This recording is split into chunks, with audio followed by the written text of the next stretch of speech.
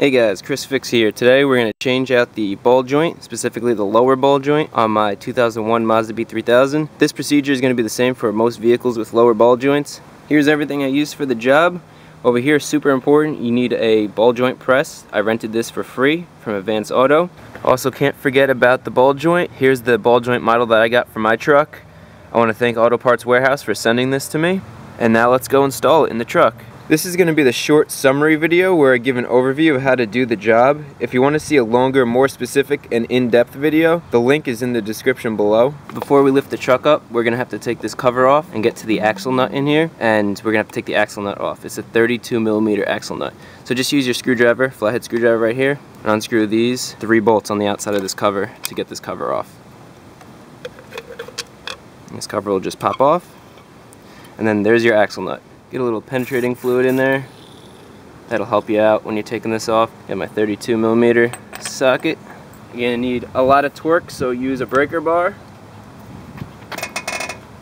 A pneumatic impact wrench would be a lot easier, but I'm showing you that you can get this job done with basic hand tools.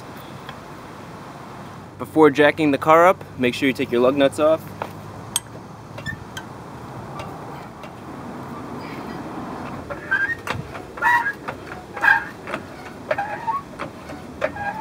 I have jack stands plus my jack supporting the truck, and the rear wheels are blocked off. Always give your car a shake to ensure that it's stable and safe to work on while it's lifted off the ground. And now we can begin. I'm going to spray all the nuts and bolts we will need to remove with the penetrating fluid. Spray the lower ball joint because we'll have to press this out later. Spray the lower and upper caliper bracket bolts. Also spray the upper control arm nut and bolt. And don't forget the lower control arm nut. Now we'll remove the caliper by taking off the caliper bracket bolts. And once that bolt is broke, we could use a regular ratchet. Good. Now I'll do the same for the bottom bolt, except I won't need the extension. Use the breaker bar, break the bolt, and get your ratchet, finish it up. The other bolt's out. So now we will remove the nut on the lower control arm ball joint. First step, remove this cotter pin. This nut is a 15/16. We'll get the breaker bar on it and break it loose. Got the castle nut off, so now we're going to take off the upper control arm ball joint bolt. It's 15mm. You just get your ratchet on one side and a wrench on the other.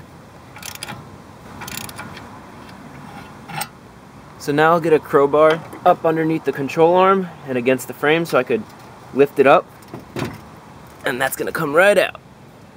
With this out, you want to make sure that the knuckle isn't pulling on anything. You can see there's some tension on this ABS wire. Now I have more wiggle room. Now we're going to remove the lower ball joint. Now the axle should come right out. I have the axle bungee corded up, so we have plenty of access to our lower ball joint. Now let's get working to press this out. And just spray down the area with some brake clean. We have to get this snap ring out. Now that the snap ring's off, we can start pressing. So there's the bottom of the ball joint. You can see this fits around it, so it's not touching the ball joint. It's just leaning against the control arm. To see how to use a ball joint press in depth, check out my other video with the link in the description below. I'm just going to tighten this down onto the top of the ball joint. I want to try to get it centered. This uses a 7/8 socket, and we're going to be tightening it.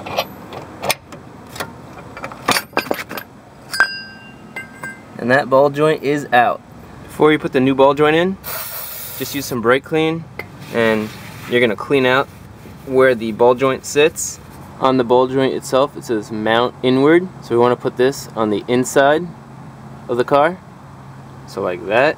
Get our ball joint, get that in there, put our cap on right here.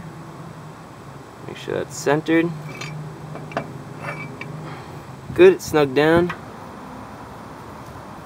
You press this until you can't turn your wrenches anymore, and then we'll go check it. So we just lower it. The ball joint is pressed perfectly, so right as there starts to get too much resistance, you know the ball joint is starting to seat. Again, I'm using regular needle nose pliers just to show you that it's possible with regular common tools. Now I'm going to put the grease fitting on the top using a 10mm. Simply screw it in by hand first. You don't want to over tighten this. So now that it's getting tight, you always want this to face away so that you could get a grease gun in here. I'm going to angle it just a little bit to the rear. If you want to, now's a good time to put some anti-seize on the threads here. I'm not going to because I had no problem taking this off. So now we have to try to get this lower control arm ball joint stud and get it into the lower part of the knuckle. And then once you get it on, get your castle nut and get it screwed on just a little bit so that you can let go of the control arm. I have that hand tightened. Before I tighten that all the way, I want to try to get this in. This ball joint is no good, needs to be replaced as well. That video will be in the link in the description below.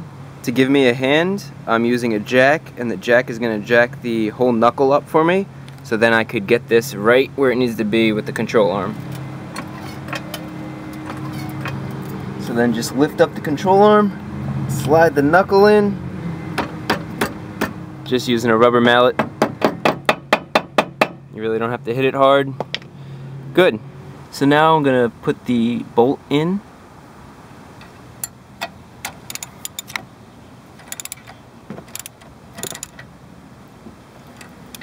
Okay, once you get that on there tight, torque it down to 35 to 46 foot-pounds. I'm going to use 43. It's on the upper end of the scale, so 43 foot-pounds. Good. Now we can tighten the nut to the lower ball joint. I'm going to hand tighten this the rest of the way up. What we're going to want to do is tighten this down to 82 to 113 foot-pounds, in that range. That's the range they give us. I'll do 100, making it even 100 foot-pounds, and then we'll put the cotter pin in. Okay, torque that to 100 foot-pounds. Let's go see where the cotter pin hole is. It looks like that hole is just about there. I'm going to try to fit the cotter pin in. Good. It'll make it right through. And then you take your needle nose pliers and you bend each side of the cotter pin around the nut. Just like that, so it doesn't move anywhere. And now we're done with that, so let's get the caliper back on. If you want, you could use some removable Loctite. That's what I'm going to use. Just add a little bit, like so. With the caliper on, I'm going to find the area where I need to put the bolt so that it's in the caliper bracket. Now I'm just going to tighten it a little bit more so that's not going to go anywhere. Don't tighten it all the way because we still need to align the bottom one. The bottom caliper bolt will align a lot easier. I'll snug it and then it has to get torqued. The caliper mount bolts get torqued to 85 foot-pounds. That was the top one, and that was the bottom one. Before we put the car on the ground and tighten the axle nut, remember to put your ABS sensor line back in its holder so it doesn't move around. With everything assembled, now I'll grease the lower ball joint. Get some grease in there. It's already pre-greased, so you're just going to need a little bit extra. So we're on our final steps here. What I'm going to do is I'm going to get some thread locker for the axle nut, and I'm going to just put a little bit of this removable thread locker. Just a little bit in there. And that'll just help secure it because there's a lot of vibrations that go through this. This is going to have to get torqued down, but before we do that, we'll just hand tighten it, and then we'll put the wheel on.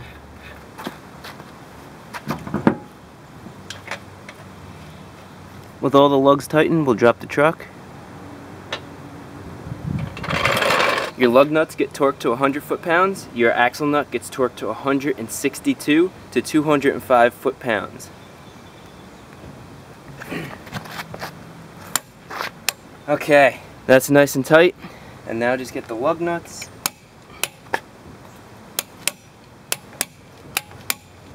And we are done. That's how you change out one of these lower ball joints. If this video was helpful, give it a thumbs up. Also consider subscribing. I publish how-to videos weekly, and I answer all the questions and comments you guys leave below. On the screen will be some videos popping up. You could click on the screen, or you could click on the links in the description for those videos. If you use Facebook or Twitter, check out the links in the description below for the Chris Fix Facebook and Twitter pages. And finally, I want to thank Auto Parts Warehouse for sending me a ball joint so I could install it in my truck. The link to the ball joint that I installed is in the description below.